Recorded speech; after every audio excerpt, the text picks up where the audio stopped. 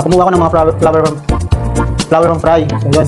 So yun mga ka-invis, samahan nyo muna ako. Punta na ako dun sa terminal sa lugar namin, dito sa lugar namin. So yun mga ka-invis, samahan nyo muna ako. Alright mga ka-invis, so nakauwi na kami. Bilis lang namin no, kasi malapit lang dito sa amin yung van terminal. Shoutout na pala kay Sir JMP Pay ng Borongan. Siya kasi yung breeder nitong pinuunan natin ng mga flower from fry. So shoutout kay Sir JMP Pay. Ganito na nga mga ka-invis, bubuksan ko yung styro kung mga buhay pa yung flower natin o patay. Babalikan ko kayo kapag nalagay ko na yung mga flower from fry dito sa sa mga tanks natin. So yun mga ka-invis. Alright mga ka-invis, salamat naman sa Diyos dahil lahat sila buhay, walang pinagarya. So number 1, buhay, okay, ganda na no, straight lang. Number 2, okay. Number 3, okay, ganda na no. Number 4, medyo maliit. Ayun, ubong. So yan naman ka-invis, ubong yun. Pang-5, alright. Pang-6, alright.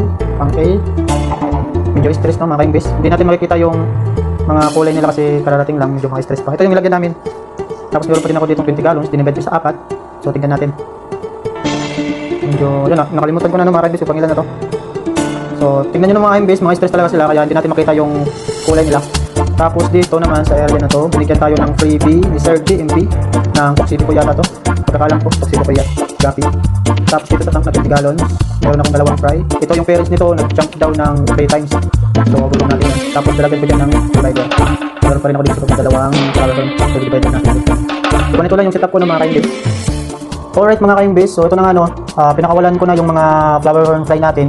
Ayan kung napansin nyo, pati doon, pinakawalan ko na yan lahat. Ayun na nga no mga ka-invis, yung mga fry natin, mga stress pa, ayaw magpakita sa camera natin. Ayan, ganito pala silang kalalaki kasi hindi pa nga nag-roam. Tapos hindi pa siguro to inabot ng 2 months, siguro mga 1 month pa lang ito. Tapos yung isa hindi natin makita kasi nasa likod ng filtration natin. Diyan. May pansin nyo yung isa oh, parang bato.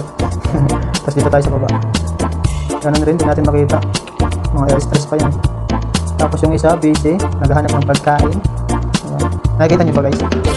Yun, parang bato rin. Tapos dito sa kabila, oops, ayun, bago. Tapos dito sa area na to. Ang late niya no mga ka-invis. Pero ang ganda ng plums niya, tsaka pearl siya. Ayun, lumabas din. Ayan. Pansin niyo mga ka-invis no? Talagang natatakot. Stress pa kasi. Tapos dito nga pala sa baba, papakilala ko sa inyo si Sawyer. Ayan. S-O-Y-W-R. Tama ba? Sawyer. So, white eye siya mga ka-invis. 2 inches pa lang siya. Maganda yung potential din nito eh. Nakita ko yung parents. Tapos yung molted natin. Ayan. Medyo nanghihina dahil malamig yung tubig. Tapos dito, oops, nga pala, naksus. Nga pala, si ano yun no, mga ka-invis, si Kobe, yung aso namin. Ayaw magpakita sa inyo. Yan. Oops, nakikita ka namin. Tapos nandito yung free pa-previous natin ni Sir JMP. Gustong gusto nila sa malamig no, nandun sila sa heater. Kaya nilagyan ko sila ng wormwood plant. Gustong gusto nila sa malamig, sa mainit na pala. Tapos dito sa taas, nilagyan ko lang ng divider. Ayan, ang din.